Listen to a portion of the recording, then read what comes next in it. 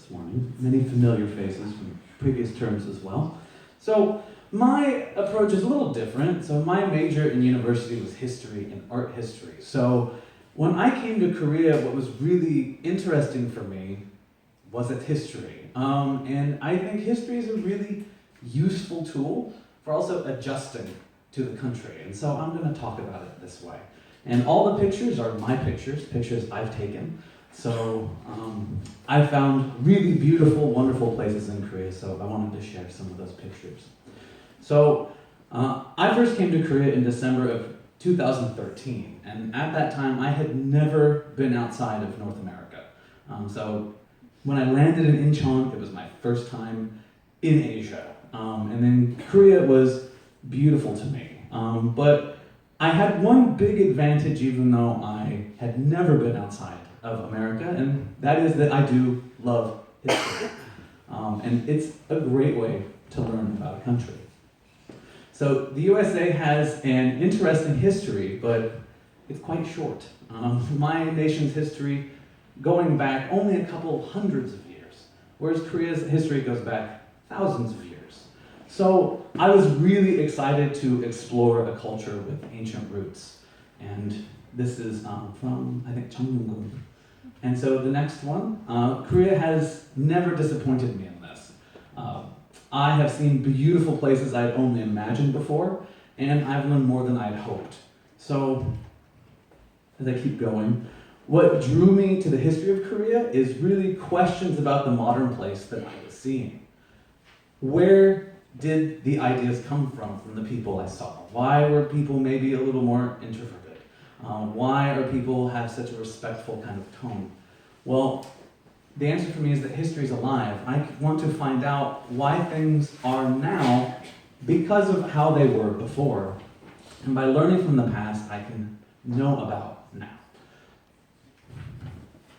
So, one of the things I really love is that the modern and ancient world blend together here. And it's kind of, you can see here as a really good example of what I love about Seoul, is this idea that you can have the old Joseon Palace as well as the kind of postmodern, really new building in the city of Seoul.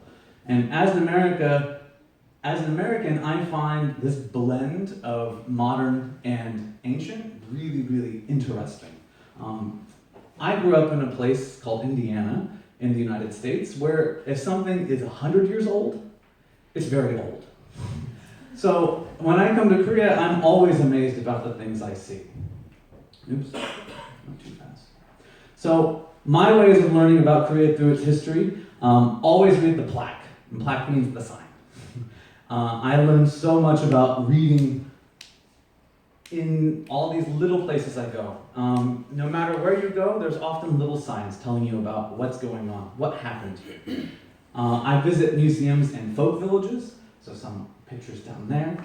Travel to other cities, especially Gyeongju, other historical cities, and read books about the past. But the most important thing for me was to travel and take your time and smell the roses, which is a proverb in English.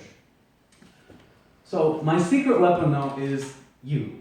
That is the main way that I have learned about Korea and its history. It's the way I've learned about the people that live in Korea now and in the past. Talking to students is the greatest resource that I have. In my opinion, it's one of the best perks of being an English teacher in Korea is being able to talk with you. Especially, I'm very lucky to have adult students who often are more educated than I am and know a lot of things and can teach me a lot. So I learn from my students about Korea today and in the past. More than from any other book, sign, anything. My students are the best. So you are my teachers. As much as I teach you English, you teach me about this place. And as I get to know people, I really began to love and respect this country a lot more. And when I know where it comes from, and as people today talk to me about where they come from. Not just ancient history, but modern history. Things about, I've had students that lived through the Korean War. They've told me about their experience with that. And it really gave me a sense of what is important. What are these kind of feelings and ideas that Koreans have today? Why is the culture so bali-bali? Well, you can't know that today unless I look at the past and figure out, the development in the 1960s and 70s. So the more you learn about history, the more you can understand the current people today. So thank you for teaching me. Thank you for giving me the opportunity to learn about some of this that's so interesting.